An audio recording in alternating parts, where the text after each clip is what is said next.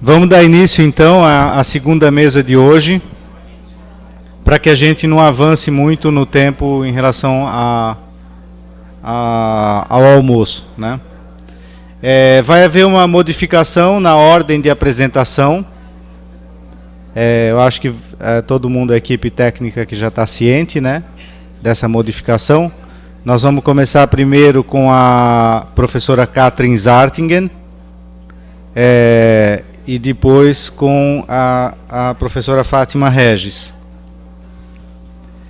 A professora Katrin Zartingen é professora de Literatura e Cultura Hispânicas e Lusitanas da Universidade de Viena, Ciência Literária e dos Meios, do Instituto de Romanistik da Universidade de Viena. Ela trabalha, sobretudo, com relações intermediais entre filme, teatro e literatura, bem como as questões de cultura midiática lusófona e hispânica, além da estética das novas mídias. Entre suas publicações principais estão Brecht hinaus, Produktive Rezeption, von Bertolt Brecht in Brasilien, que é uma obra que estuda a recepção do Brecht no Brasil, e que foi traduzida para o português pela UCITEC, não é isso? A outra é Szenische Sprache im Spannungsfeld zwischen Mündlichkeit und Schriftlichkeit, Identität und Alterität in Brasilien, em 2007, e Zwischenspiele, Lateinamerikanisches Theater zwischen Eigen- und Fremdkultur, em 2007 também, né? Que na verdade a Katrin é uma especialista sobretudo nas relações entre teatro e literatura, né? Particularmente em relação ao teatro brasileiro, é uma das pessoas que lá fora mais divulga e conhece o teatro brasileiro. A professora Fátima Regis, aqui à minha esquerda, é doutora em Comunicação e Cultura pela ECO-FRJ, professora do Programa de Pós-Graduação em Comunicação da UERJ. Coordena o Laboratório de Pesquisa em Comunicação, Entretenimento e Cognição, CiberCog. É autora de vários livros e artigos sobre tecnologias de comunicação, cibercultura, subjetividade, cognição e entretenimento. E do livro Nós, Ciborgues, Tecnologias da Informação e Subjetividade Homem-Máquina. Esse livro está no Prelo, né? Já saiu? Tá. Vai ser lançado o mês que vem, a informação.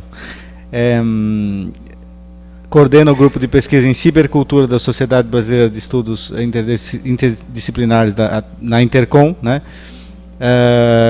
Foi coordenadora do programa de pós em comunicação da UERJ e coordenadora adjunta do programa. A informação mais relevante sobre a professora Fátima Regis é que ontem foi aniversário dela, então eu queria aproveitar para homenageá-la. Parabéns.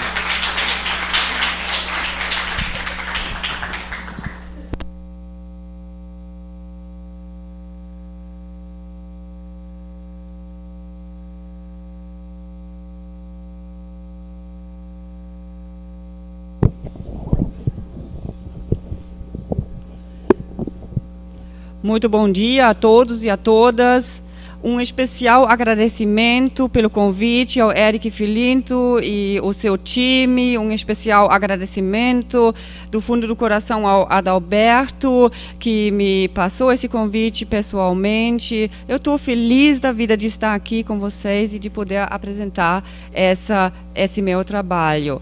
Bom, depois de tanta inspiração neste congresso, eu queria, na verdade, reescrever todo o meu trabalho, mas por uma questão mais pragmática, falta de tempo, né, de ontem para hoje, vou lhes apresentar o meu trabalho assim como está preparado, voltado também à literatura e com uma leitura bem hermenêutica, não tão objetivista como tinham sido as outras, mesmo assim na esperança de suscitar algumas novas reflexões.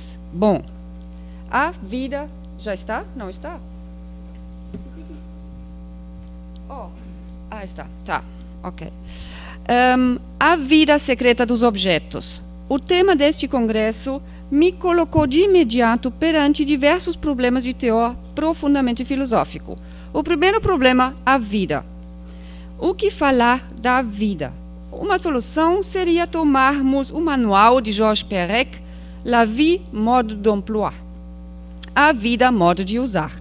Aliás, um exemplo radical da coisalidade, no falar do Perniola, levada a consequências extremas, onde a vida, evocada no título, abrange infinitas coisas diferentes entre si. Aliás, o mesmo Georges Perec que antes já tinha publicado Les choses, die Dinge. A segunda questão temática, a vida secreta, bom, tampouco consigo desvendar aqui em 40 minutos o segredo da vida.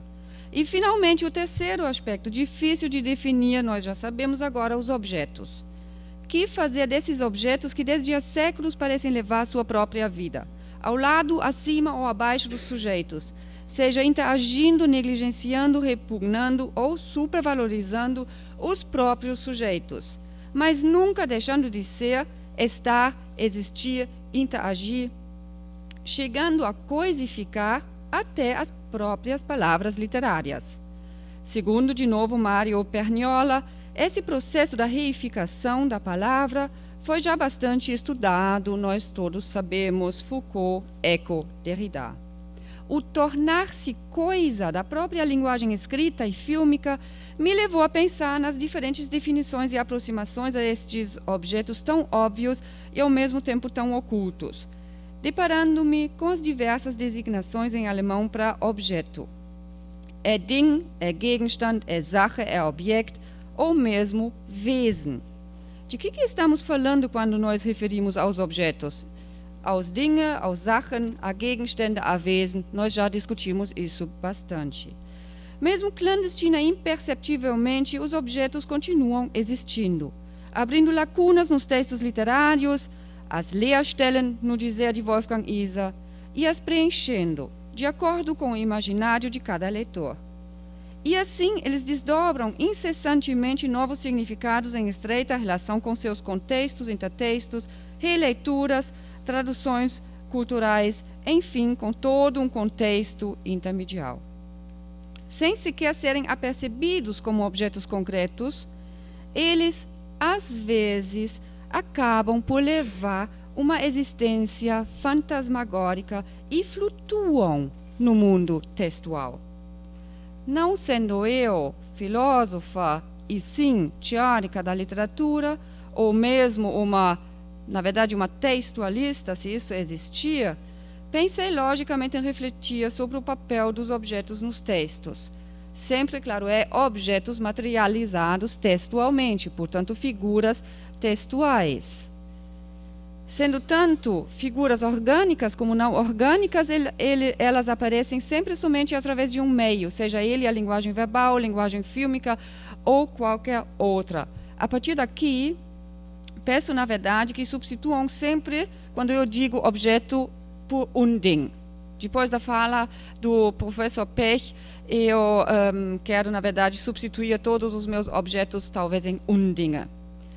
Bom, vou falar da abelha. Vou falar daquilo que normalmente é chamado de abelha. Vou falar daquilo que, segundo Mallarmé, falando de flor, é flor e não é flor. É abelha e não é abelha. Que é a abelha palavra. Portanto, algo que não existe. A figura por mim tratada nesta apresentação será, então, a abelha e com ela o objeto, o mel. Com a ajuda da figura abelha e do objeto mel, parto para uma leitura intermedial de diferentes textos do repertório cultural ibérico, para mostrar que é através do objeto aglutinador mel, ao mesmo tempo evidente e oculto dentro dos textos, que se desdobram os significados dos textos. Apenas a partir desta perspectiva intermedial, contrapondo os textos ibéricos a uma narrativa pré-colonial sul-americana, se desvenda o nexo oculto entre os textos. O objeto mel elo desencadeador e impulsionador de novas leituras, desdobramentos e ressignificações. Na sua vida textual, isso é importante, nessa vida textual secreta nem sempre aparece. O ponto de partida da presente proposta, então, é a constatação de que, em meados do século passado, tanto em Portugal quanto na Espanha, ao mesmo tempo, 2 importantes romances, bem como, 20 anos depois, 3 filmes de destaque, contemplaram o universo da abelha e o seu objeto mel. Os romances são La Colmena, de Camilo José Cela, e Uma Abelha na Chuva, de Carlos de Oliveira, os dois do início dos anos 50. Os filmes são a adaptação portuguesa de Uma Abelha na Chuva, realizada por Fernando Lopes, e El Espírito de la Colmena, de Víctor Irice. Os dois do início dos anos 70. E mais tarde, La Colmena, de Mário Camus. Embora todas as obras remetam de imediato a uma mesma figura, a abelha, e um mesmo objeto, o mel, a colmeia, à primeira vista, estes parecem não constituir mais do que pormenores quase inexistentes, invisíveis, incapazes de relacionar as obras entre si, muito menos de representarem sua própria vida secreta nessas obras. Uma ligação entre os 5 textos em torno do mesmo objeto pode ser estabelecida se recorrermos a uma narrativa mítica da América Latina, A Menina Louca de Mel. A Menina Louca de Mel, coligida por Lévi-Strauss. A multiplicidade de significados dos vários textos, na sua intermedialidade ibero-americana, e eis é a minha tese, só se torna perceptível através de uma leitura crítica com o substrato textual mítico. Nesses textos ibéricos recentes, deparamos-nos com diversas encenações da abelha que entrelaçam como fios muito sutis e quase invisíveis a história da literatura e do cinema e que confluem para o texto mitológico. Nesta trajetória intermedial, todo o campo imaginário da abelha e do objeto mel aparece como uma espécie de subtexto fantasmagórico nos textos ibéricos. Coisas que não estão à primeira vista nos textos, mas que neles se encontram secretamente entretecidas. Os romances e os filmes espanhóis e portugueses escolhem múltiplas facetas, visíveis ou não, da figura da abelha, relevantes em seus países, em seus contextos situacionais específicos. No entanto, todas essas facetas já se encontram prefiguradas no mito da abelha, no mito da menina louca por mel. Esta narrativa tradicional dos índios matacos da região do Gran Chaco, na América do Sul, fala-nos da filha do sol que adora mel e abelhinhas. Só pelo casamento com o pica-pau, armazenador de mel, o píquio, lhe será possível chegar ao tão cobiçado líquido. Com o casamento, completa-se a sua iniciação como mulher, torna-se sujeito ativo. Depois de ser alvo de uma tentativa de abuso por parte de uma terceira personagem, um embusteiro, um trickster, foge, libertando-se da ordem estabelecida. O pica-pau procura a sua companheira, mas morre nessa busca e transforma-se numa ave voadora. No entanto, perde a sua característica principal, o mel, tornando-se, por assim dizer, impotente. Nessa narrativa mítica dos matacos, é pelo objeto-chave do mel que se convoca todo o conceito ambivalente da abelha. De um lado, a virgindade, a valentia, o matriarcado. Do outro, o ferrão, a morte depois da cópula, os rituais fixos, a ordem rigorosa. mas a figura simbólica carrega ainda, para além do seu próprio significado, a estrutura narrativa que serve de base para novos significados. O objeto mel serve aqui de catalisador para o cuidado pessoal e a transformação do eu da filha do sol. A sua busca do mel, através do qual se definirá como mulher, para depois, num segundo passo, contudo, se libertar do domínio masculino e desaparecer. O mel, como extrato ou essência da abelha, reveste-se, pois, aqui de uma função constituidora de significado. É ele que permite a aquisição de poder por parte do sujeito feminino. A dominante temática secreta, que apenas se torna perceptível pela figura da abelha e pelo objeto mel, é assim a possibilidade de agir, a agência do sujeito. O mais conhecido desses textos é La Colmena, de Camilo José Cela. Como o título indica, nele a temática dominante é a abelha como parte de um coletivo, a colmeia, que funciona como imagem da sociedade metropolitana. Observamos um formigueiro de personagens, um bulício da multidão. La Colmena. La mañana, esa mañana eternamente repetida, juega un poco, sin embargo, a cambiar la faz de la ciudad. Ese sepulcro, esa cucaña, esa colmena.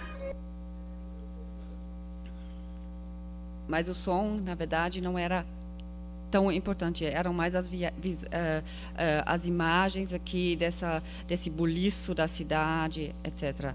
Mas eu posso passar de novo, se vocês, tá? É só também para poupar tempo. As abelhas desta colmena não tomam qualquer posição de sujeito. Cada uma é absorvida pelo grupo. Trata-se de simples figurantes, caídos como que por acaso na Madrid do pós-guerra civil. Funcionam assim como abelhas em colmeias, apenas como componentes de uma estrutura totalitária, isto é, sem poder agir e decidir livremente. O acesso ao objeto mel, a essência do ser, permanece-lhes vedado. Aqui, a abelha não é, por conseguinte, convocada enquanto subtexto carregado de significado. Pelo contrário, ela continua insignificante, ela nem sequer aparece. Esta colmeia humana não passa de material de contemplação do romance, permanecendo inatingível e inexplicável. A adaptação cinematográfica de Mário Camus do romance de La Colmena lineariza e, com isso... Espera aí. Eu estou completamente errada aqui. Ah, tá bom.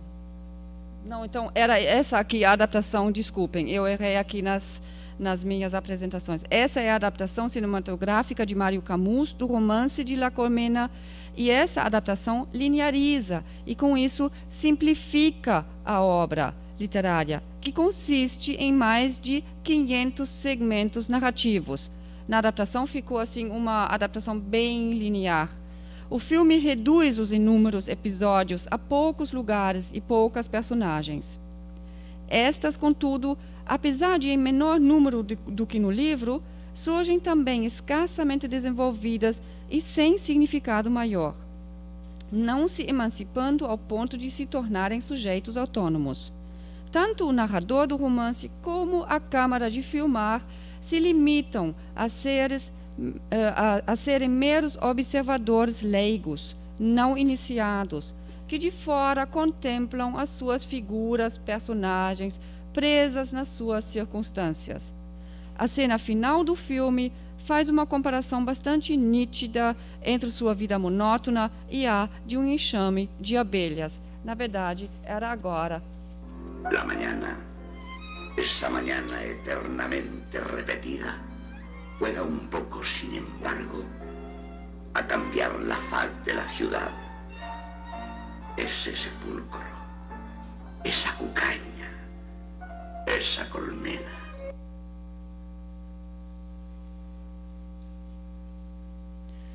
Luiz, a sociedade só é filmada de fora, não se focaliza um indivíduo. Já o mesmo não se passa no filme espanhol El Espírito de la Colmena, do realizador Victor Erice, que, logo no início, apresenta imagens da abelha. Na introdução, afloram imagens pertencentes ao seu estreito campo semântico, sob a forma de desenhos infantis. São logo aqui estabelecidos, através do código visual, os paradigmas diegéticos do filme.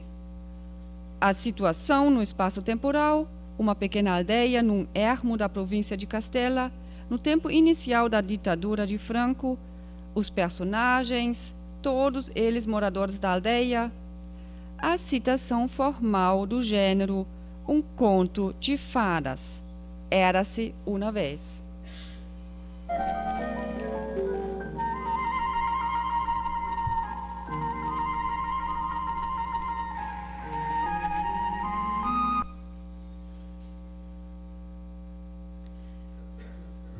É através destes desenhos infantis estáticos que o espectador vai entrar na imagem animada do cinema.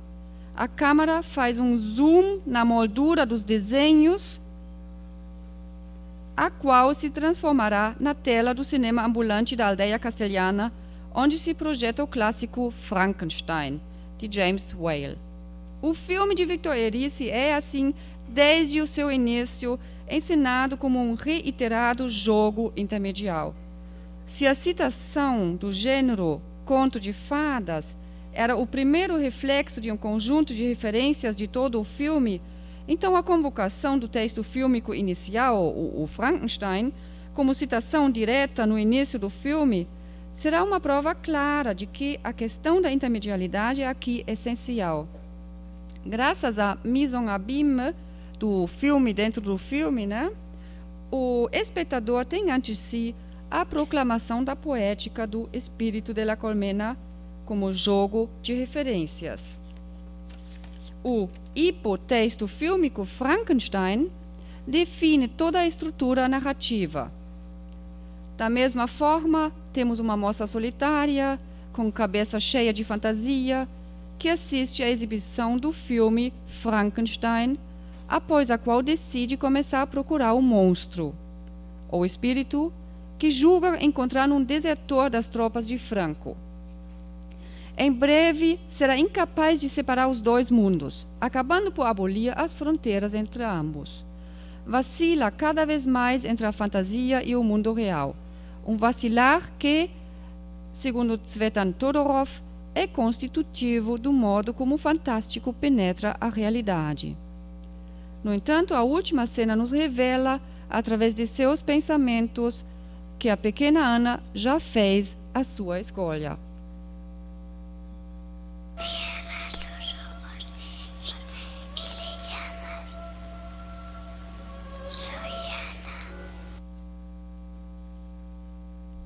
Quase como Prometeu, Ana cria o seu ser espírito, convocando-o com uma fórmula mágica, em que de olhos fechados o chama Soy Ana. Esta evocação suplicante do espírito é como uma senha que lhe permite encetar uma viagem à sua vida interior, ao seu mundo de fantasia. Ambos os mundos, o seu mundo real e o seu mundo imaginário, prefigurado pela estrutura narrativa de Frankenstein, irão tocar-se pela primeira vez quando ela está pronta para seguir no rastro do seu espírito.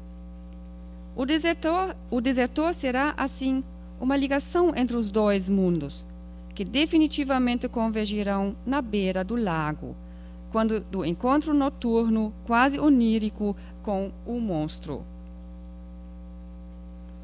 Aqui, Ana transpõe irrevogavelmente as fronteiras. As leituras do primeiro e do segundo plano do filme tornam-se uma só.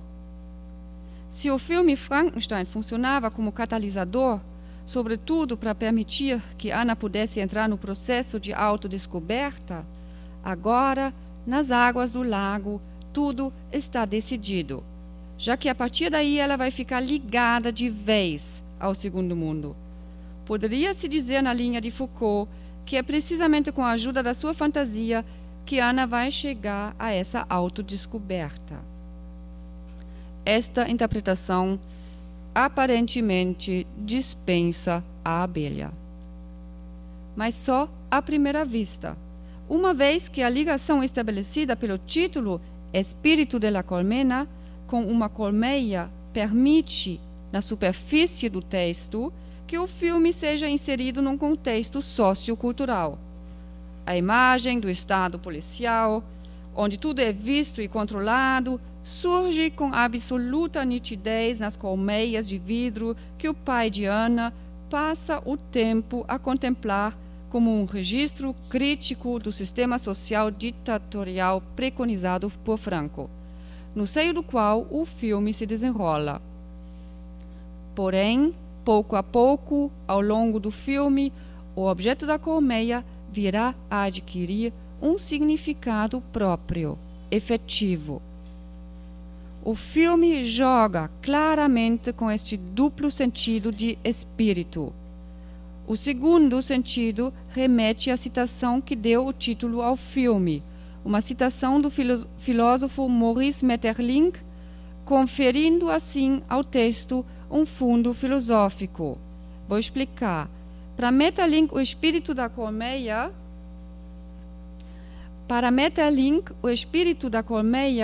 capta a impossibilidade de reconhecimento de uma ordem ritualizada e simbólica, a impenetrabilidade em sistemas alheios e seus governos não compreensíveis, quase fantasmagóricos, para não iniciados a um patamar do conhecimento a que não se chega.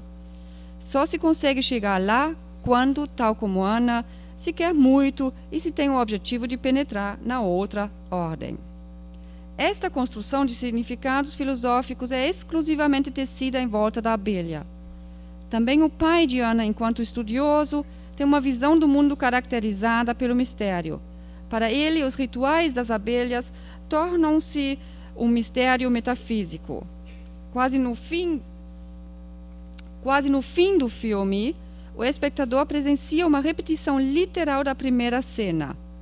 Nesta última se incluiu a voz do pai em voice-over, quase como um autocomentário pseudodiegético, dando-nos a entender que permanece elemento exterior à ação, como se ele também fosse espectador. Alguien a quien yo enseñaba últimamente en mi colmena de cristal el movimiento de esa rueda tan visible como la rueda principal de un reloj. Alguien que veía a las claras la agitación innumerable de los panales, el zarandeo perpetuo, enigmático y loco de las nodrizas sobre las cunas de la nidada. O enigma do espírito, também para o pai, o enigma do espírito da colmeia não será solucionado. Contrariamente, contudo, ao que sucede em La Colmena, em Espírito de La Colmena, a abelha não está sempre presente, seja em termos orgânicos, concretos, seja inorganicamente apresentada através dos seus atributos. No filme, joga-se sempre com um duplo nível da construção de significados. Assim, Ana não só oferece ao seu monstro uma maçã. Não está mais aqui. Não só oferece uma maçã, objeto clássico do abandono de uma determinada ordem e da entrada noutra, como ao mesmo tempo lhe serve um copo de mel, que já no texto mítico latino-americano era interpretado como objeto da iniciação ao sentido da vida. Por meio da figura da abelha, na leitura intermedial, a obra ganha outros significados. Justamente o distanciamento do indivíduo é esboçado exclusivamente pela figura narrativa da abelha. Mudamos agora rapidinho de mídia e de país. O romance português Uma Abelha na Chuva, de Carlos de Oliveira, publicado quase ao mesmo tempo de La Colmena, aborda, em primeiro lugar, a vida em Portugal, nação isolada do resto da Europa durante o regime ditatorial de Salazar. Para fora, passava-se a imagem de um país orgulhosamente só. dentro reinava uma estagnação mórbida. A obra mostra-nos um mundo hipócrita, levado à cena num aparentemente calma vila do norte de Portugal. As duas personagens principais, Álvaro Silvestre e a mulher, Maria dos Prazeres, vivem um casamento marcado pela tensão e pela falta de comunicação e ausência de filhos. Neste contexto da incomunicabilidade de uma aristocracia moribunda, é contrastivamente intercalado um outro, o da relação amorosa telúrica entre o cocheiro, alto e loiro, Jacinto, e a criada Clara. Jacinto e Clara encarnam o anseio por mudança e recomeço. Não é por acaso que Clara está esperando um neném.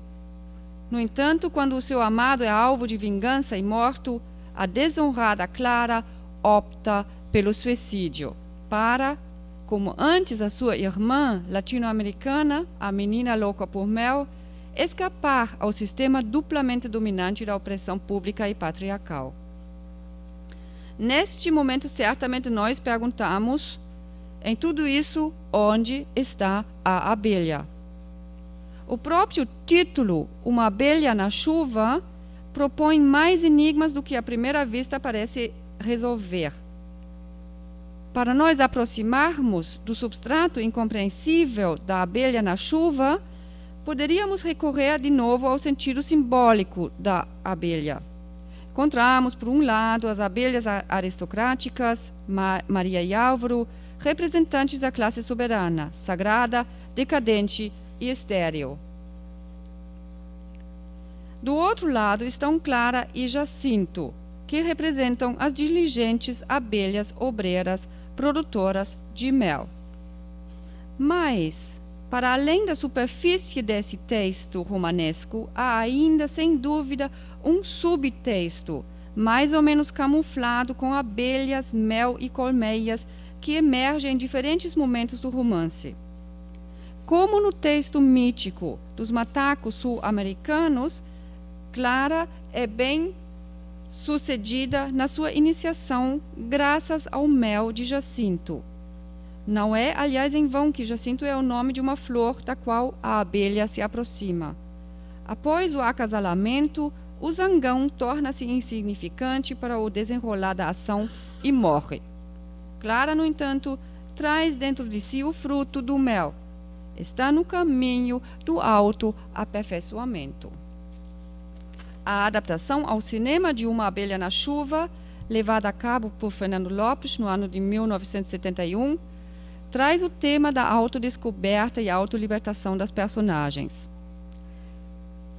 A aristocrática Maria dos Prazeres passa por todo o filme orgulhosamente só, com toda a sua fisionomia orgulhosa e fria. Apesar do seu papel dominador, não consegue desenvolver em si mecanismos que lhe permitam libertar-se da sua frustração. Os seus apetites sexuais reprimidos são alimentados pela presença constante do cocheiro Jacinto, que o filme apresenta de maneira multimedial, ora como personagem ficcional do filme, ora através de presenças intermediais contínuas sob a forma de uma figura num quadro. Além disso, o cocheiro inatingível para Maria dos Prazeres multiplica-se ainda num desdobramento vertiginoso, porque será precisamente ele que também vai representar o papel de galã numa montagem teatral, uma cena acrescentada num filme que não consta da obra literária. Trata-se, aliás, do intertexto, bastantes vezes citado, da obra do romantismo português Amor de Perdição, de Camilo Castelo Branco. A insatisfação sexual de Maria dos Prazeres culmina numa revolta abrupta. Com chicote na mão, ela toma o poder, pelo menos durante 25 segundos no filme.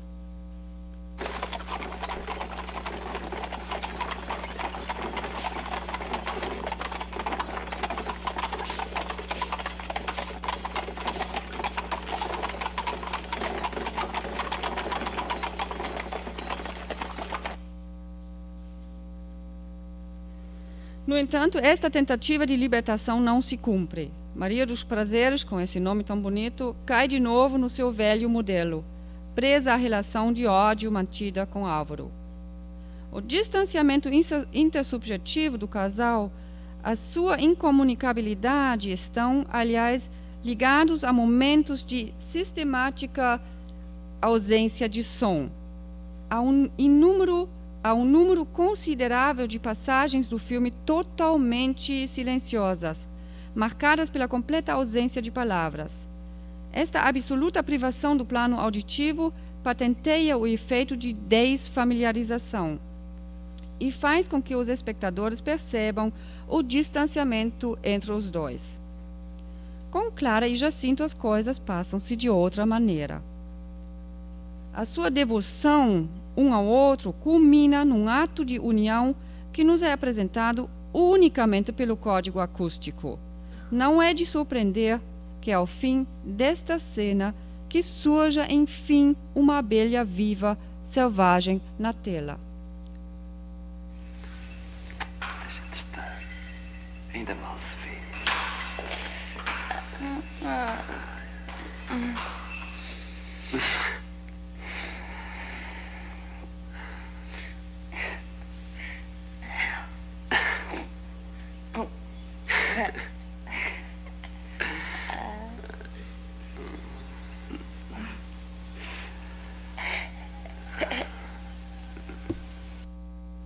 É muito linda essa. É a única vez que aparece num filme que se chama Uma Abelha na Chuva, aparece durante um segundo uma abelha. É precisamente neste instante, quando Clara recebe o mel, essência plena de significado, que se convoca intermedialmente o subtexto da abelha como modelo de leitura.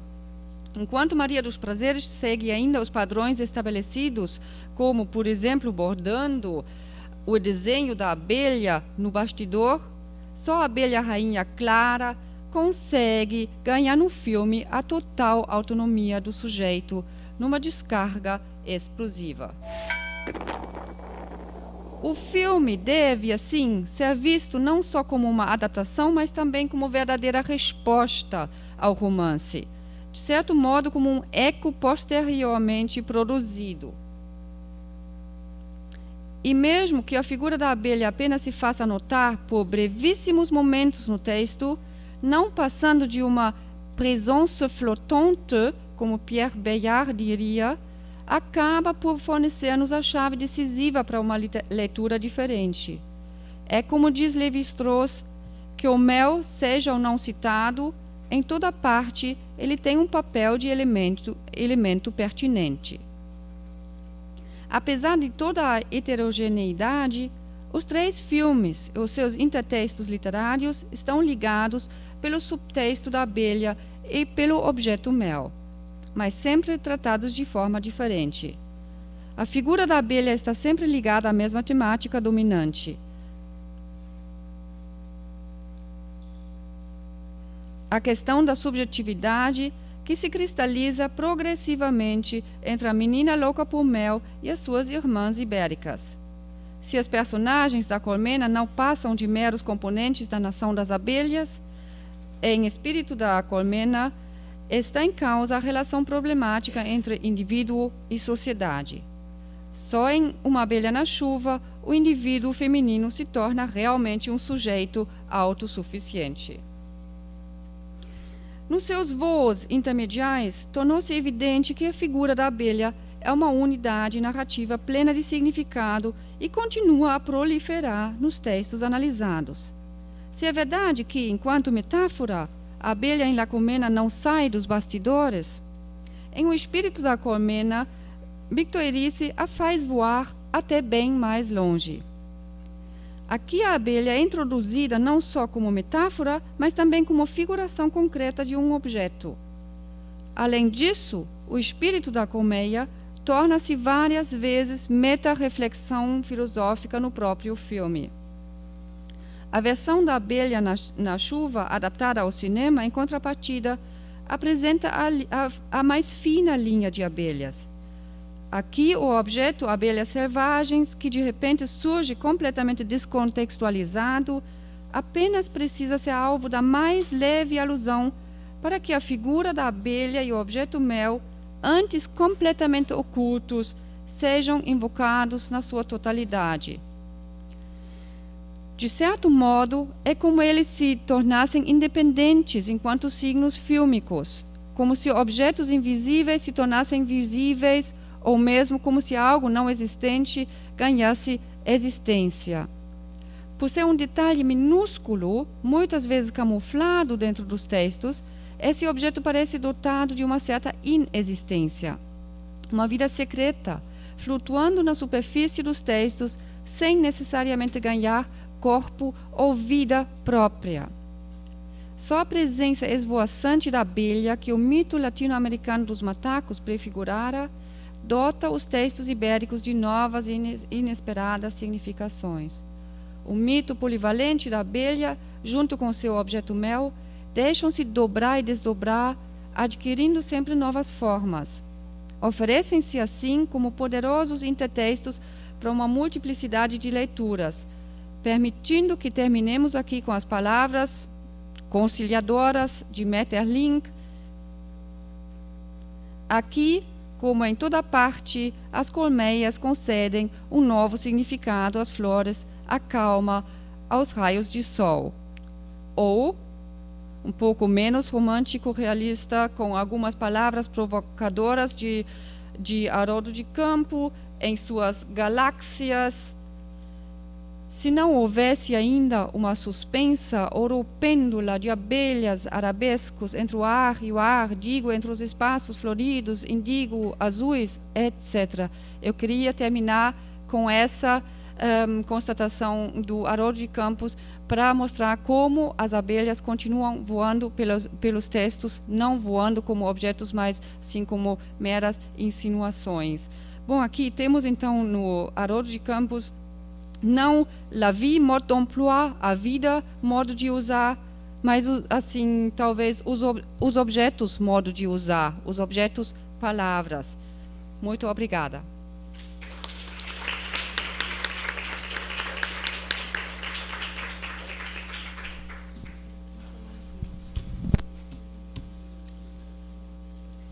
Tá. Isso.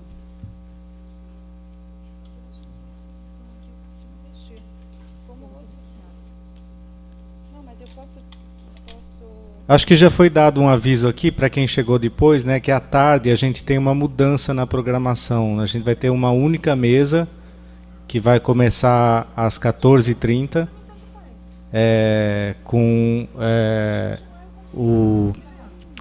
o Vinícius de Sá, a Simone Sá e o Richard Grosing. É isso, né? Desculpa. Vinícius Pereira, Simone de Sá, desculpa. Então está dado o aviso.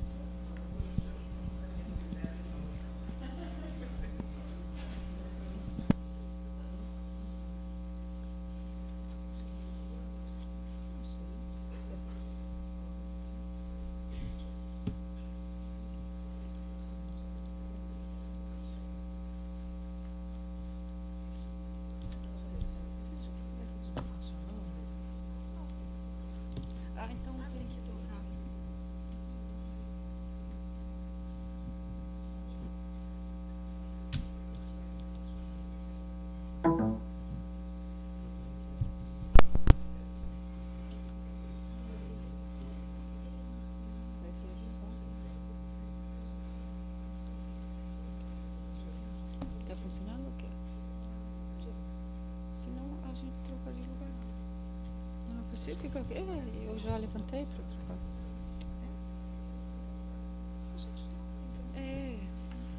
Legal, então vamos fazer isso.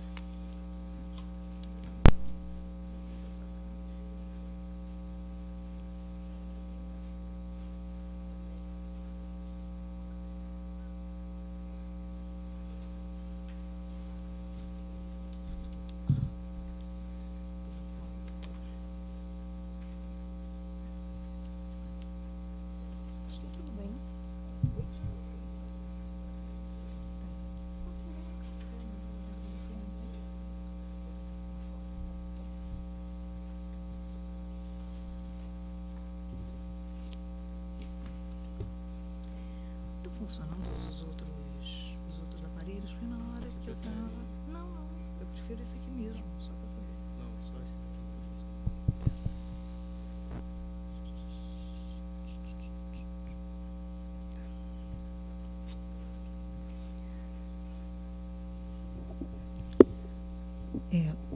dia ainda?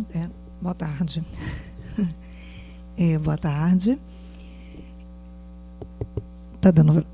Tem que falar bem próximo, né? Boa tarde. Eu gostaria, antes de mais nada, de agradecer ao convite do Eric, do Adalberto e de toda a comissão organizadora do evento. Na verdade, é uma honra participar desse simpósio, com a presença de convidados tão ilustres, né? E aqui, como convidados tão ilustres, eu incluo meus colegas pesquisadores brasileiros. Eu queria parabenizar toda a organização do evento, os colegas pesquisadores que participaram dessa organização, os programas de pós-graduação envolvidos, e os alunos também foram peças fundamentais desse evento, né? O tema da nossa mesa é cognição, estética e intermedialidade, e a Catherine estava falando comigo que ela achava que a palestra dela tinha mais a ver com hermenêutica, né? E, na verdade, eu acho que a gente tem mais coisas em comum, talvez, do que pareça.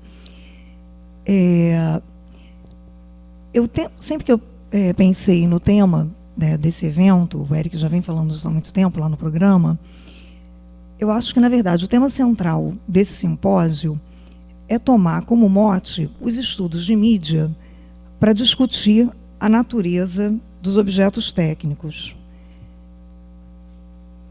Eu estou tendo que controlar aqui várias coisas, eu acho que eu não tenho as habilidades cognitivas necessárias. Porque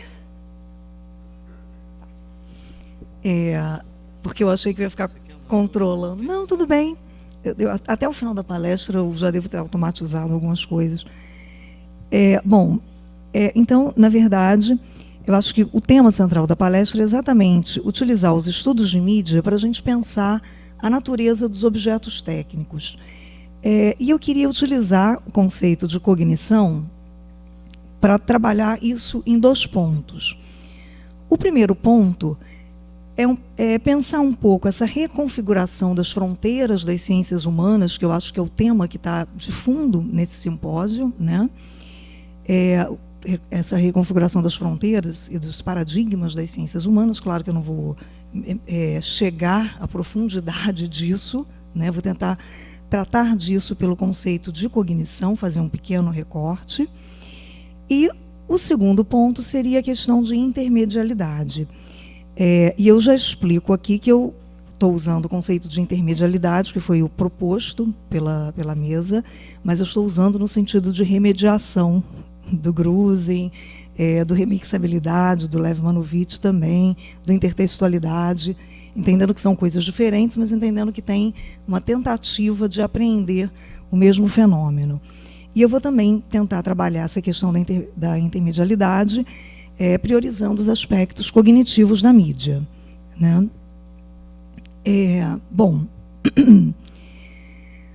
Acho que para contextualizar um pouco essa discussão nossa, ela passa por uma questão de reconfiguração de fronteiras que a gente começa a perceber, pelo menos de uma maneira mais visível, ali em meados do século XX, com um forte desenvolvimento técnico-científico propiciado pela cibernética, pelos estudos de inteligência artificial, robótica, genética, biologia evolucionista, que produziram, digamos assim, questionamentos que geraram sombreamentos de fronteiras que estão ali. Eu não vou conseguir usar isso tudo. Esses sombreamentos de fronteiras que estão descritos, né? Que, na verdade, seriam, digamos assim, fronteiras que a gente imaginava mais ou menos bem definidas. Natureza e cultura, sujeito e objeto, natural artificial, pensante, não pensante.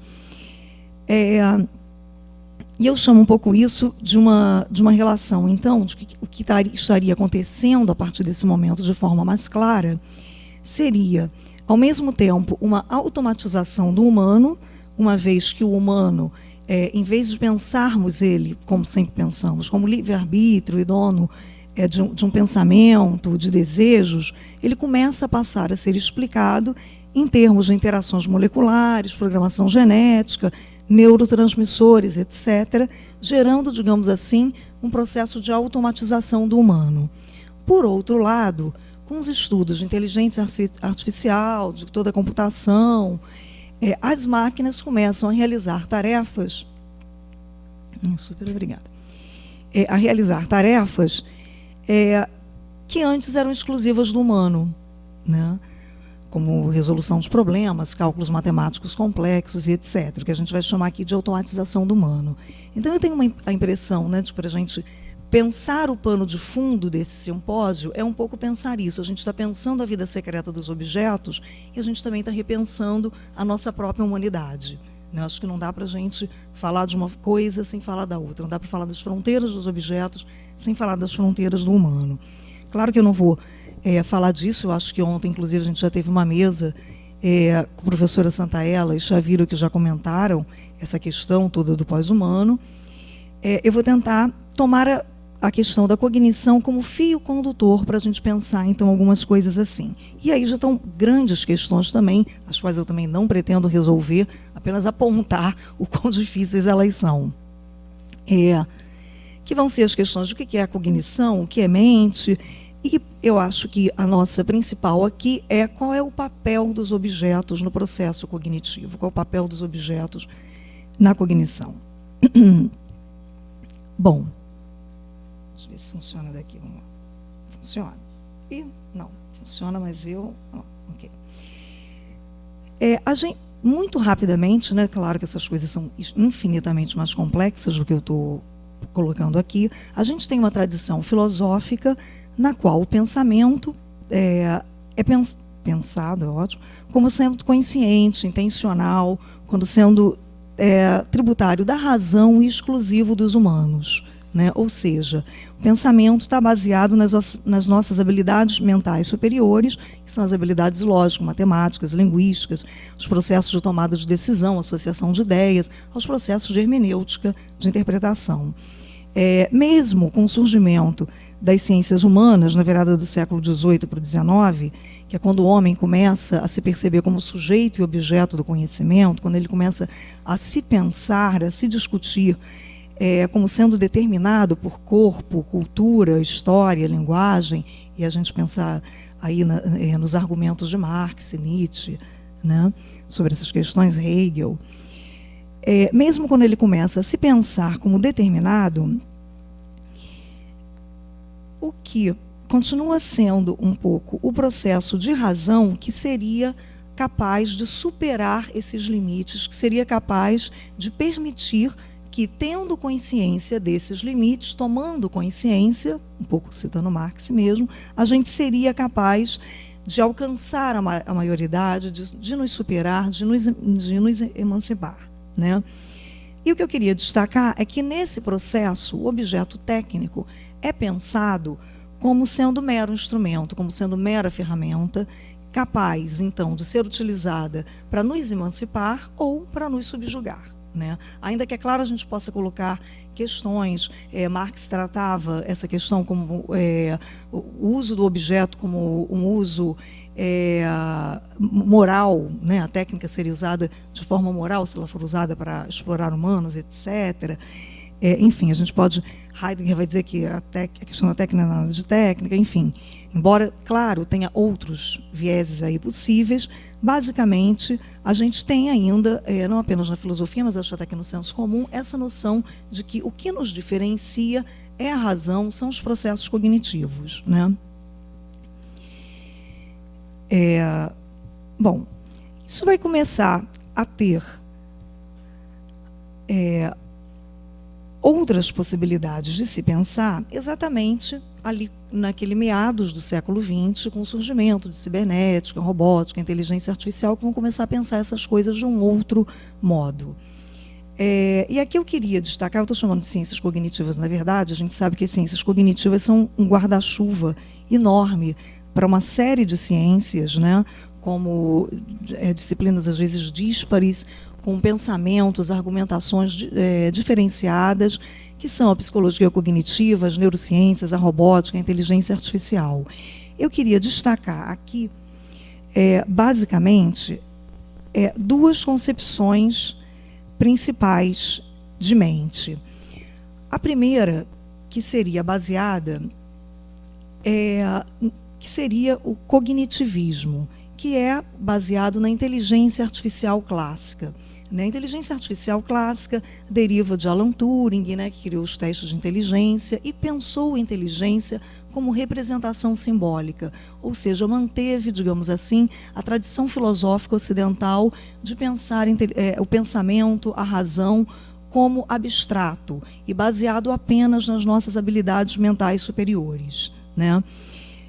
A GoFi, que é a inteligência artificial clássica, ela vai, então, se basear nas regras da lógica formal, né, e vai acreditar que por essas regras lógicas, né, por um algoritmo, né, ou seja, uma sequência de passos escritos sobre lógica formal, a gente seria capaz de simular, de reproduzir todas as funções cognitivas do ser humano, né, inicialmente.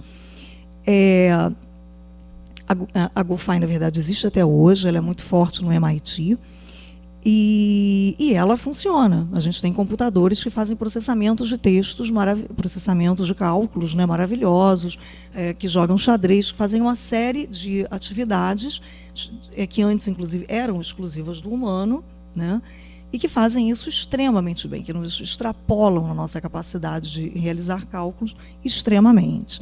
Mas a GoFi tem uma questão que é a que ela minimiza a importância do cérebro biológico e dos fatores materiais no processo cognitivo, né? Ou seja, ela minimiza os fatores culturais, sociais e, evidentemente, o papel dos objetos técnicos. A gente poderia pensar a inteligência artificial clássica, se a gente quiser um exemplo, assim, um pouco como o filme Matrix mesmo, né? Ou seja, os corpos, né, humanos ficariam lá paradinhos e a máquina é capaz de criar uma matriz na qual ela simula todas as funções que a mente, que a gente vivenciaria, né? Ou seja, todas as funções da mente poderiam ser tratadas, poderiam ser trabalhadas como um algoritmo, né? Em última instância, isso vai dar naquela ideia do upload da mente, né? Ou seja, uma total negação do corpo e das habilidades sensoriais, né? Como eu disse, a rigor, não tem problemas com a GoFi, ela continua com uma série de pesquisadores importantes, como Marvin Minsky, o próprio Hans Paul Moravec, que defendem essa linha. Mas, basicamente, a partir da década de 70, vai acontecer uma coisa que a gente poderia chamar de uma certa inversão cognitiva. Os pesquisadores de inteligência artificial, de robótica, começam a perceber que, se por um lado os computadores jogam xadrez e fazem cálculos extremamente complexos, por outro lado, tarefas que são extremamente fáceis para nós humanos realizar, tarefas como reconhecer pessoas, beber esse café, vou aproveitar para dar um exemplo prático. Ou seja, essa habilidade manual é dificílima de simular. Abrir uma porta, descer uma escada, são habilidades dificílimas de fazer qualquer computador, na verdade não seria um computador, seriam robozinhos, simularem. E isso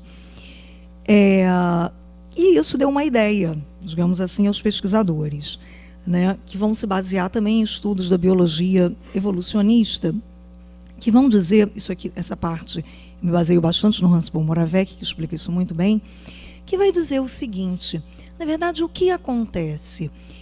A nossa inteligência, as nossas habilidades superiores, o que a gente chama de habilidades racionais, mentais, que são superiores, não está em discussão aqui, só que, na verdade, elas se baseiam numa outra coisa. Elas se baseiam no nosso aparato sensório-motor. Ou seja, na verdade, os cientistas começaram a fazer testes, por exemplo, colocando eletrodos, conectorezinhos no cérebro de pessoas fazendo atividades manuais e atividades, às vezes, até automáticas, e começaram a perceber que, quando a gente faz atividades consideradas automáticas, como andar, né? Subir uma escada, andar num terreno acidentado, na verdade, são as áreas do cérebro que funcionam são áreas de processamento, são áreas de cálculo. Só que nós não temos nenhuma consciência desses cálculos que estão sendo realizados, porque eles foram automatizados. O que isso significa? Isso significa que, em algum momento, lá no passado, dos nossos 2, 4 bilhões de anos de existência, dos animais primitivos, dos quais a gente descende, né, indo bem lá para trás, bem mais atrás das abelhinhas. Cadê? A Catherine foi para ali. Na verdade, a gente se beneficia desse conhecimento, desse processo evolutivo. Ou seja, o que esses pesquisadores estão dizendo é que o nosso cérebro, a nossa mente brilhante, racional, e a nossa própria consciência, ela teria evoluído e ela se beneficia dessa evolução que tem do nosso aparato sensório-motor, que tem bilhões de anos. Ou seja,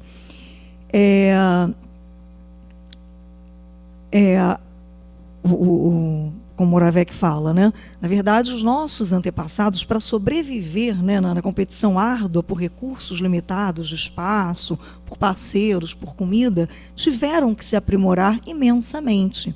E o que foi aprimorado aí foi exatamente o aparato sensório-motor, o nosso sistema perceptivo, e a gente passando a ter que tomar decisões a partir de poucas informações colhidas no espaço. Quando isso acontece, o que se percebe e qual é a inspiração que se tem, tanto na área de inteligência artificial, quanto também nas áreas de biologia, de neurociências, né? É que a razão é evolutiva, né? Ela surge das interações entre cérebro, corpo e interações com o ambiente, entendendo que esse ambiente, evidentemente, é formado por outras pessoas, né, e por coisas, por objetos técnicos, né. Moravec diz que os organismos que não têm... Gente, desculpem, eu esqueci de passar para vocês. Eu já estou no próximo slide, perdão. Isso que eu estou falando tem a ver com essa ideia da inversão cognitiva, né? E o Moravec, então, vai dizer que os organismos que não têm a habilidade de perceber e explorar seu ambiente não parecem adquirir nada, né, ao longo dos anos, ao longo da evolução, daquilo que a gente chama de inteligência. E aí tem esse esquema do Moravec, que a gente pode ver aqui. A luzinha não está funcionando. Ah, a luzinha aqui. Que a gente pode ver aqui. A árvore, né, que ao longo de 4 bilhões de anos, as plantas se mantiveram imóveis, né, basicamente são seres que não evoluíram em termos de inteligência, né? Então, o que interessa aqui é a gente pensar que as questões cognitivas, de que a inteligência, elas dependem de uma certa capacidade de perceber e explorar o ambiente, né? E não apenas das capacidades representacionais, de cálculo, não apenas das capacidades lógicas, matemáticas, que nós sempre valorizamos muito mais, né? Quer dizer, não se trata, evidentemente, de desvalorizar as habilidades mentais superiores. Evidentemente não é isso. O que se trata é de perceber que elas não estão dissociadas do corpo, do nosso aparato sensório-motor, né? Bom, seguindo, a partir daí, então, isso deu um fôlego para uma outra área que já existia na robótica e na inteligência artificial, que é uma outra linha, que é a linha conexionista. Os conexionistas, então, vão trabalhar, vão criar robôs que possuem arquiteturas computacionais distribuídas, né? Ou seja, possuem um processamento paralelo, que imita, na verdade, o modo de processamento do cérebro que é paralelo. E vão trabalhar com uma abordagem chamada bottom-up, né, de baixo para cima, ao contrário da abordagem anterior, que é a top-down, né? A abordagem anterior do cognitivismo quem tem aqui a minha idade, talvez um pouco mais novo, um pouco mais velho, fez na adolescência aqueles cursinhos para aprender a programar computador, DBase, Fortran. Então são aqueles fluxogramas em que a gente fica dando algoritmos, né, de se acontecer isso, faça aquilo, se não acontecer, faça assado, né, que são linhas de comando muito simples, né? Essa é a programação top-down. A partir daqui, se começa a trabalhar com linhas de comando de baixo para cima, ou seja, pouca programação, e se deixa, na verdade, se cria robozinhos, né, chamados robôs ancorados ou situados, que são robôs que vão considerar o contexto em que eles estão. É muito comum, vocês talvez já tenham visto, robozinhos ancorados, são aqueles robozinhos que jogam futebol, né? Vocês já viram, tem campeonatos internacionais no Japão, na Alemanha, os robozinhos jogam futebol. Aqueles robozinhos têm uma programação muito básica e é considerada uma programação bottom-up. Por quê?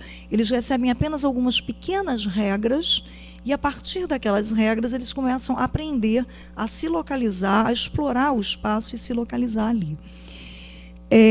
Essa nova forma, que na verdade não é tão nova, ela existe desde lá dos tempos do Alan Turing, ela simplesmente, como ela não obtinha muitos resultados, ela não obteve grandes financiamentos, né, na época, lá no meados do século XX, ela ganha mais fôlego então na década de 70 e 80.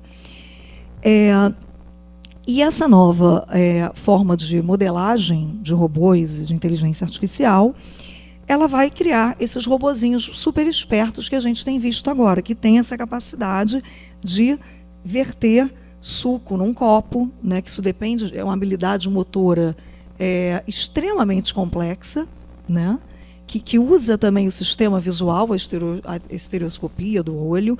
Esses robozinhos começam a saber subir e descer escadas e até a orquestrar e não apertar um tomate a ponto de esmagá-lo. Bom, o que isso nos interessa, né? Isso nos interessa porque isso vai mudar um pouco o que a gente pensava sobre o processo cognitivo, né? Bom, e vai também fazer com que se passe a valorizar um pouco mais as tarefas perceptivas, as tarefas de atenção e as tarefas todas sensoriais que a gente utiliza no processo de cognição. E nisso vai estar aí como muito forte também a exploração de ambientes. Eu selecionei 2 autores. O primeiro é o Antônio Damasio, que é um neurocientista português, naturalizado americano, e peguei algumas das coisas que eles chamam de cognição, mas existem vários outros. Como eu falei, as ciências cognitivas são uma área bastante abrangente, né? O Damasio vai dizer que no ato de conhecer,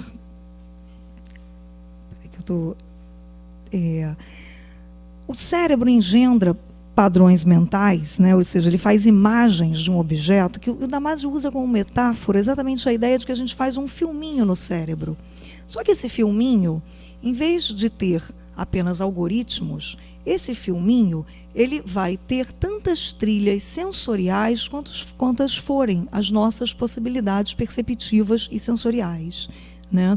Então, o Damasio vai dizer, primeiro, o que ele considera como um objeto, né?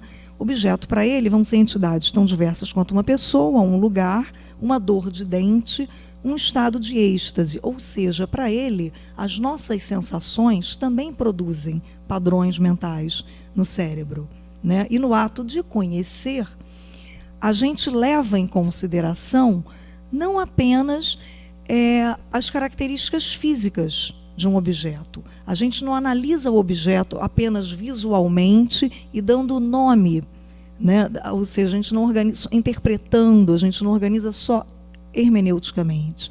A gente compreende também esse objeto a partir de todo esse conjunto de trilhas sensoriais que ele possibilita, né? Então, para ele, esses padrões mentais engendrados pelo cérebro vão ser padrões de qualquer modalidade sensorial, né, que podem ser imagem sonora, tátil, imagem de um bem-estar, entendendo aí que para eles a imagem de um objeto, né?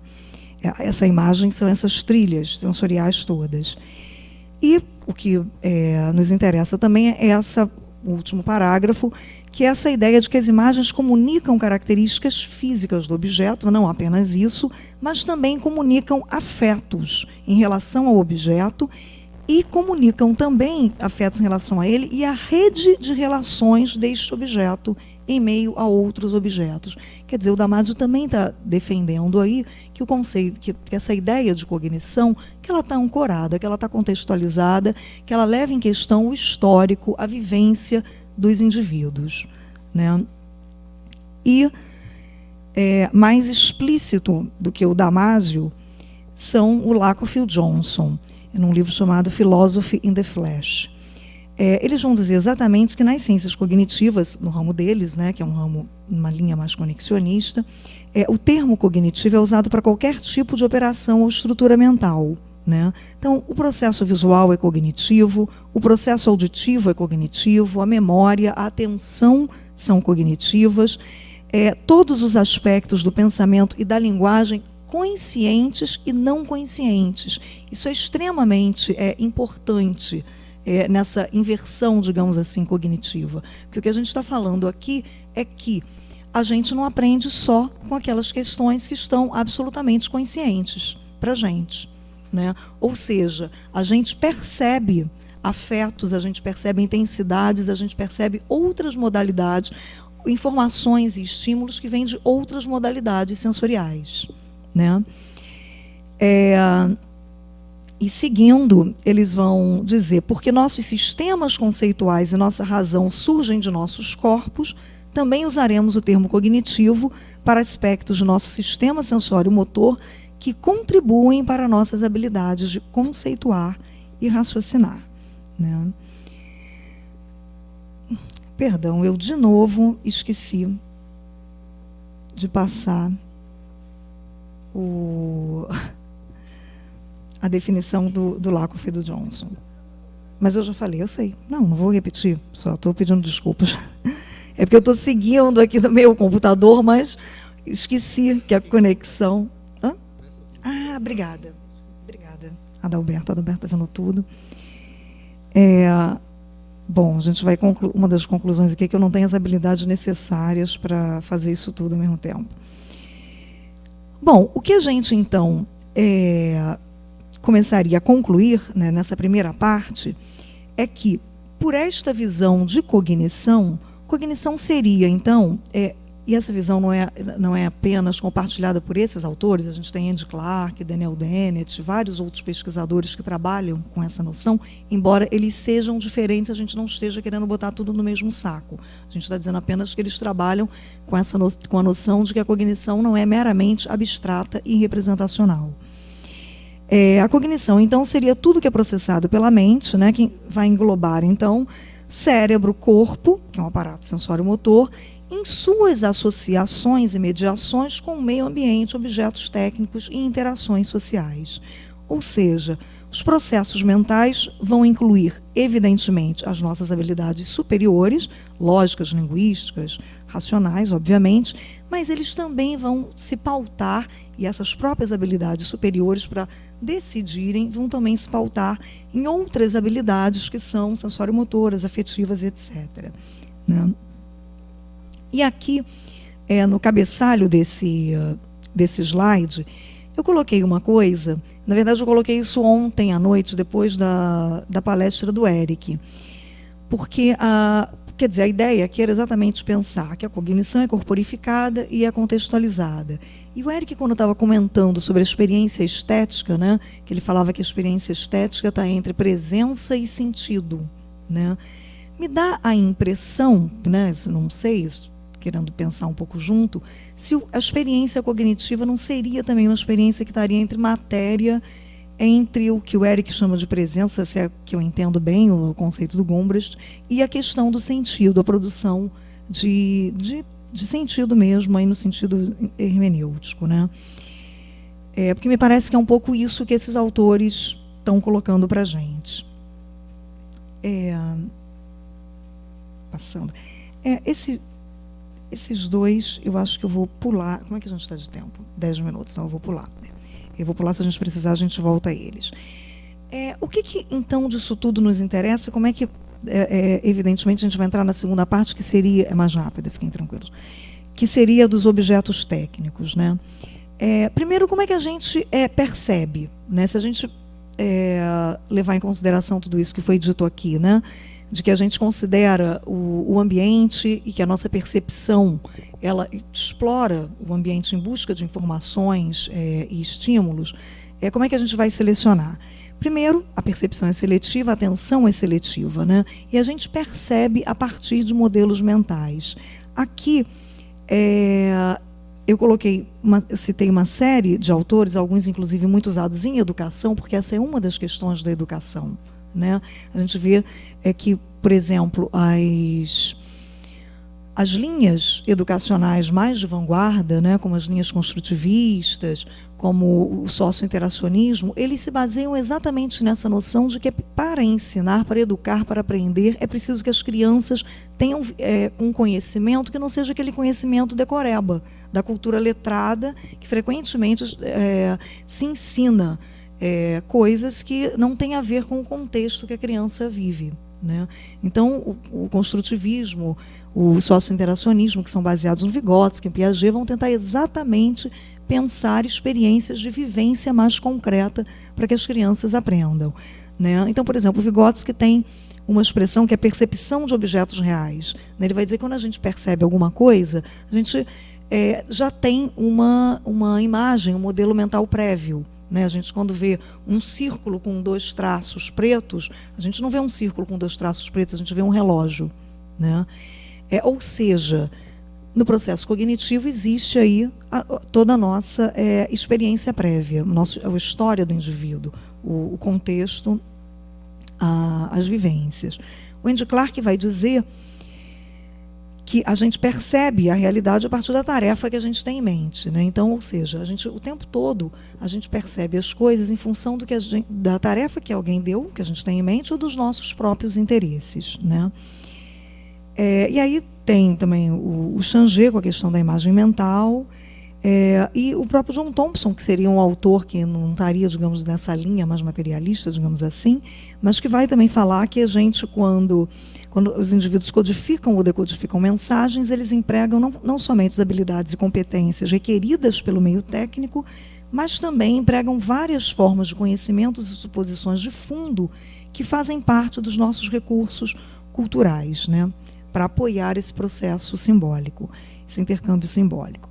E como é que a gente, então, vai pensar isso, finalmente? Com a questão das intermedialidades, né? Quer dizer, eu acho que, por tudo que tem sido visto aqui, a gente percebe que as mídias, né, que os nossos gadgets, que os nossos objetos técnicos... Obrigada. Agora está funcionando, porque o Adalberto está passando aqui junto comigo. São as principais fontes de estímulos, de informações, de novas linguagens, de novas possibilidades que a gente tem de percepção, né? Portanto, eu estou chamando aqui de interfaces cognitivas, né?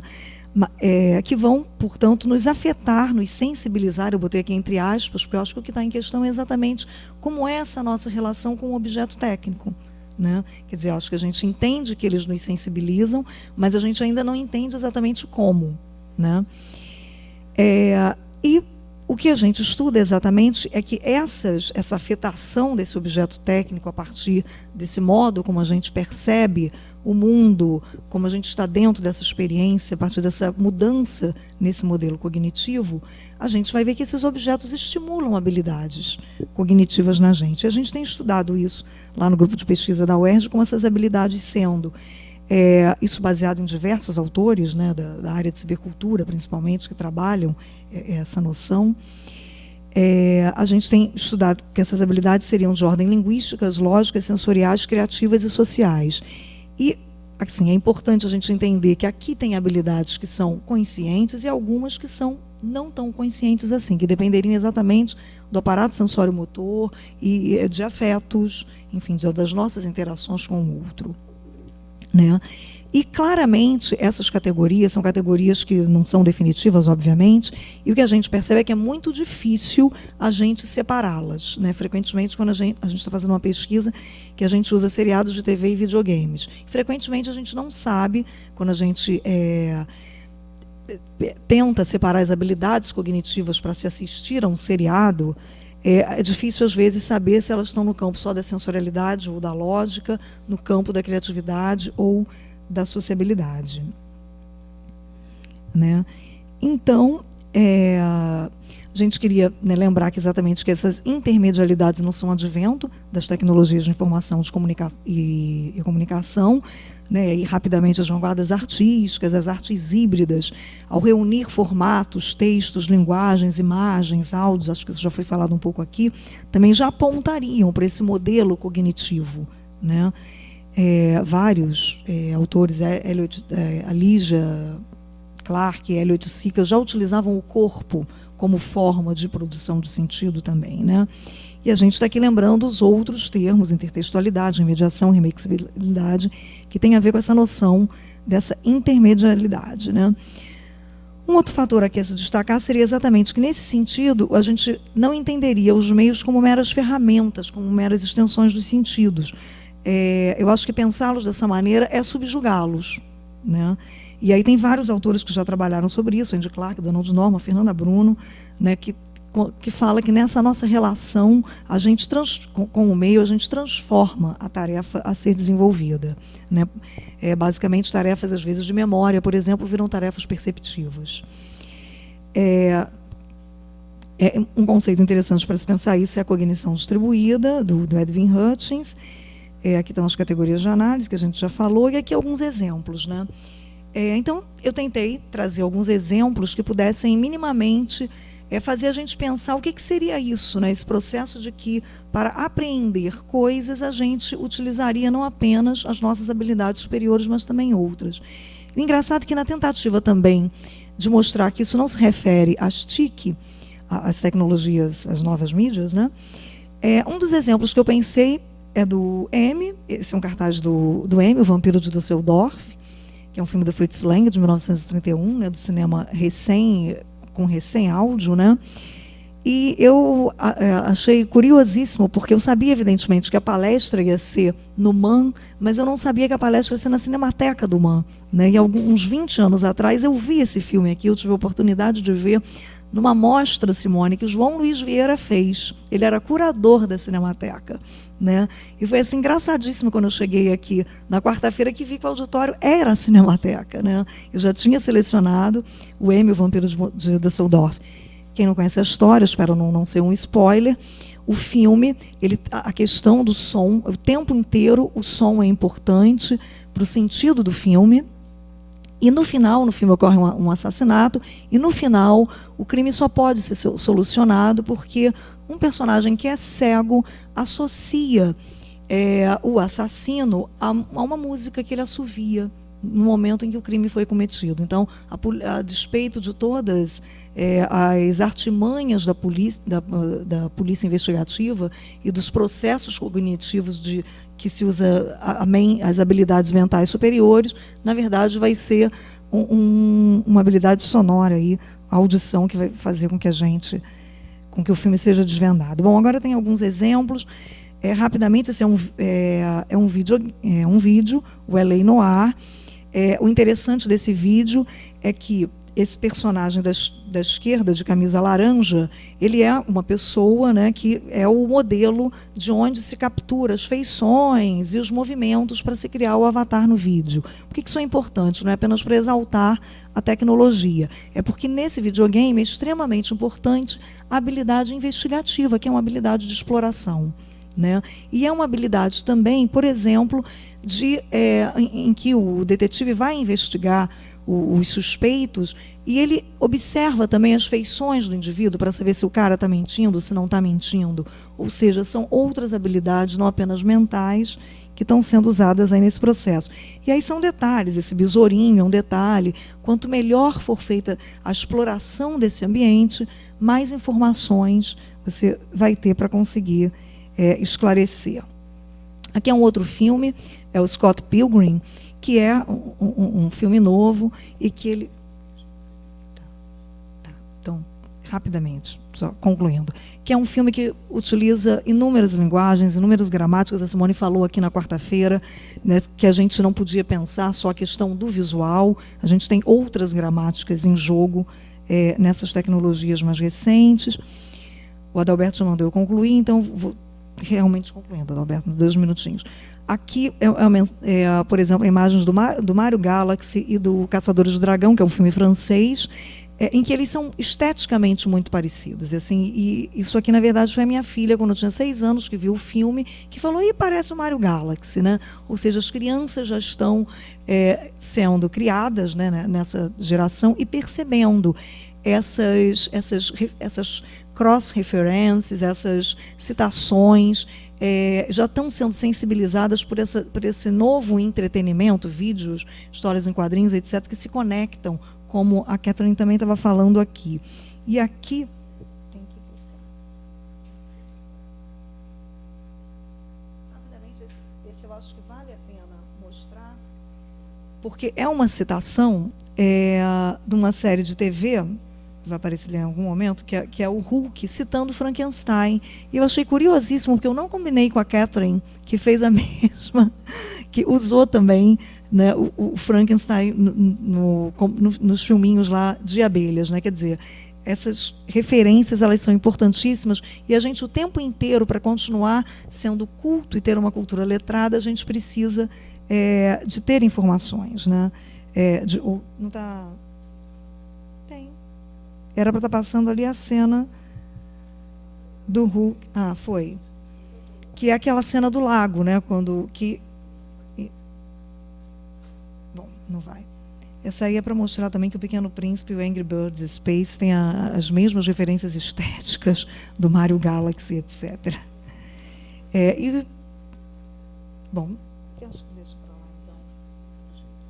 Porque a gente está sem tempo. Tá. A gente tem que acabar já.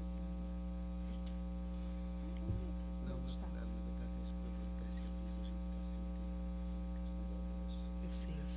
Tá, então, bom... O Adalberto está pedindo aqui para fechar, então tinha alguns outros exemplos, mas de repente a gente pode discutir no debate. Muito obrigada.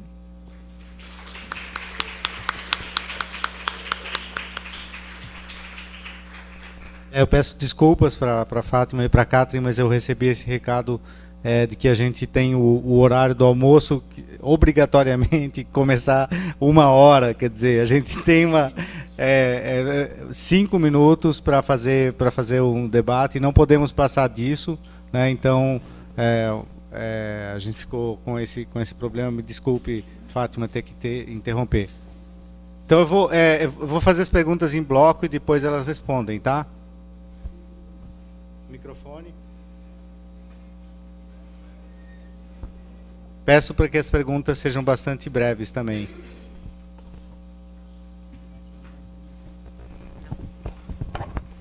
Eu tenho a pergunta seguinte.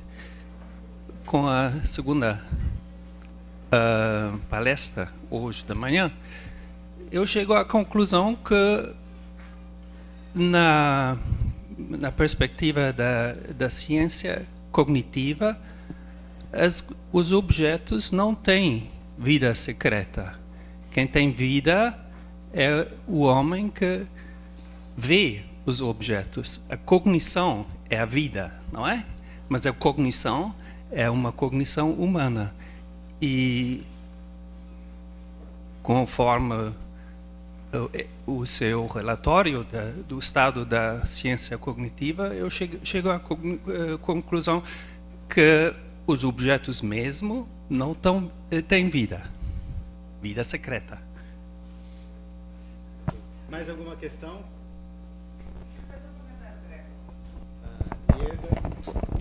Depois lá e a gente encerra lá. Oi, comentário breve mesmo para cá. As abelhas também são as melhores arquitetas do mundo.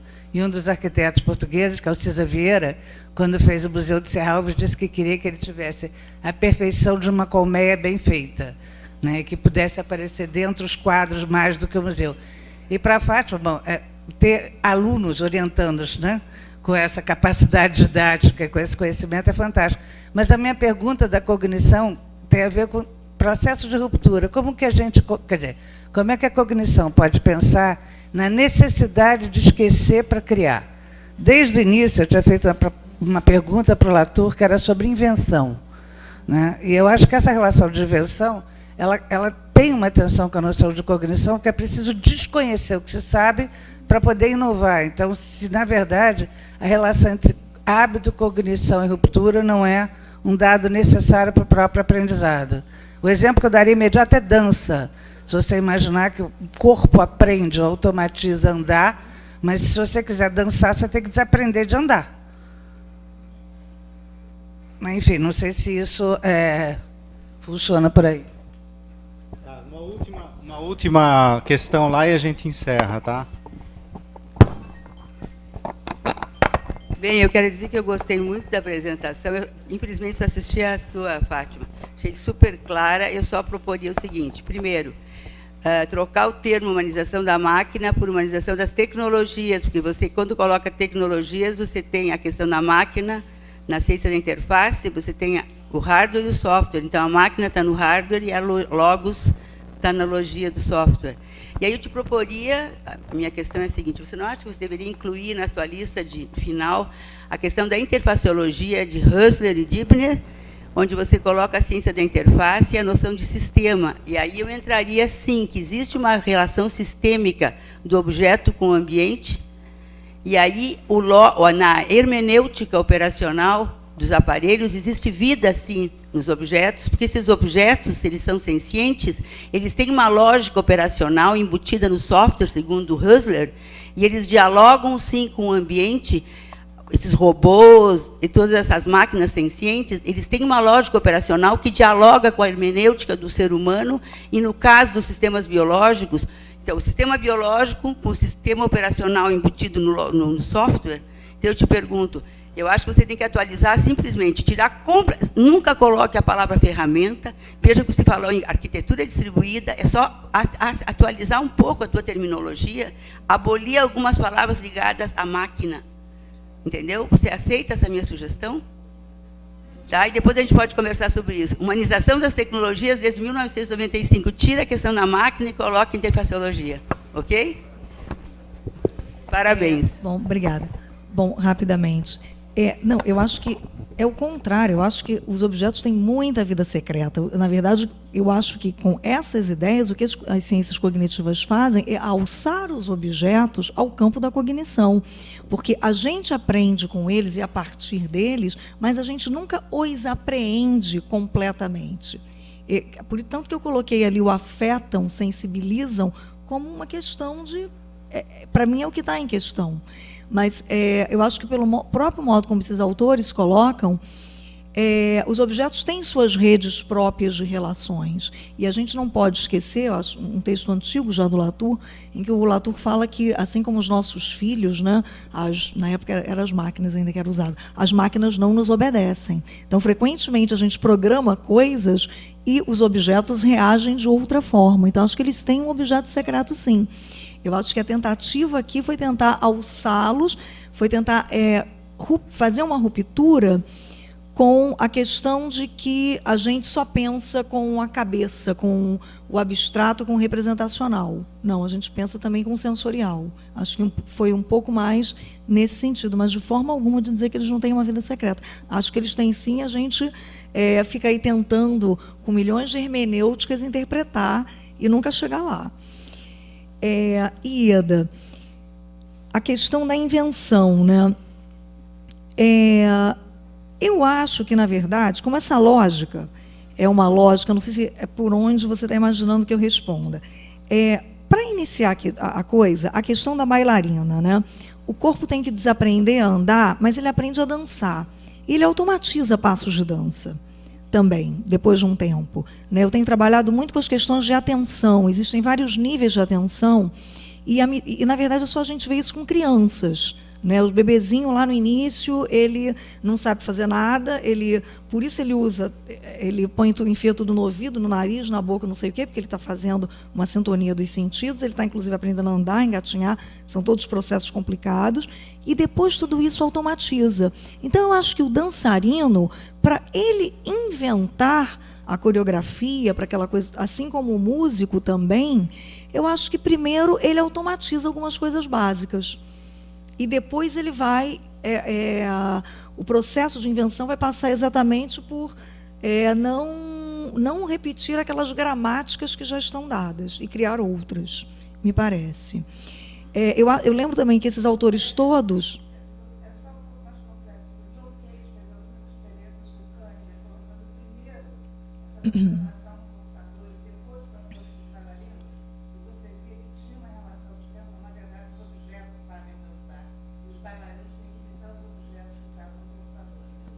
Uhum.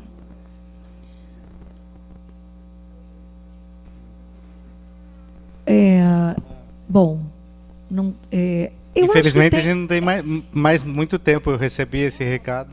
Eu só queria fechar dizendo que essas teorias todas são baseadas na biologia. E os sistemas biológicos evoluem, eles aprendem e eles são inventivos. Talvez uma invenção, enfim. Mas eu acho que tem invenção, sim.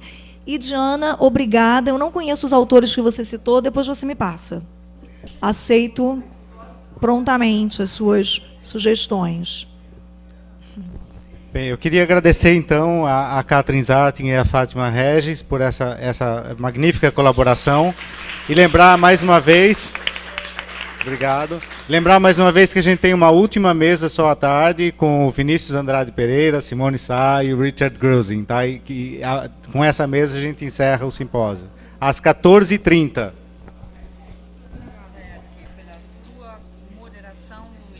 Obrigada.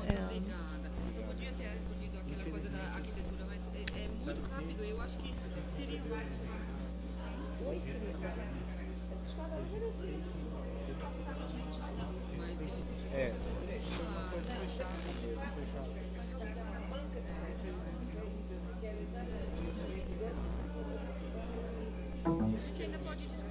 Essas coisas de organização.